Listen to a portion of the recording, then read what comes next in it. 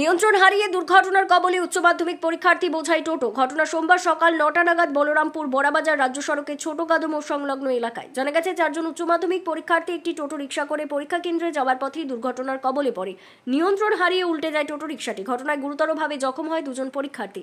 জখম পরীক্ষার্থীদের নাম প্রতিমা দাস এবং পূর্ণিমা গড়াই। দুজনেই বলরামপুর লালিমতি উচ্চ মাধ্যমিক বালিকা বিদ্যালয়ের ছাত্রী।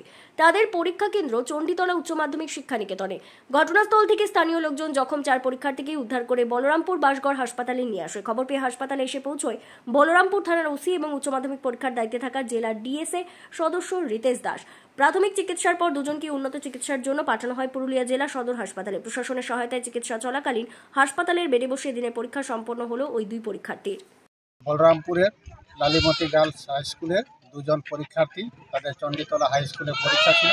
তারা পরীক্ষা দিতে যাওয়ার পথে অটোতে তাদের অ্যাক্সিডেন্ট হয় এবং দুজন পরীক্ষার্থীকে আমরা পুরুলিয়া সদর দেবেন মাহাতো সদর হসপিটালে ভর্তি করি এবং তাদের পরীক্ষা সুস্থভাবে পরীক্ষা নেওয়ার জন্য ইনভিজিলেটর এবং তাদের যে পরিকাঠামোগত বিভিন্ন ব্যবস্থা, তার প্রয়োজনীয় ব্যবস্থা, সেই ব্যবস্থা সব আমরা করি এবং তারা যাতে যথাযথভাবে পরীক্ষা দিতে পারে। দুজন ছাত্রীর নাম হচ্ছে, একজনের নাম হচ্ছে পূর্ণিমা গড়াই এবং একজনের নাম হচ্ছে প্রতিমা দাস।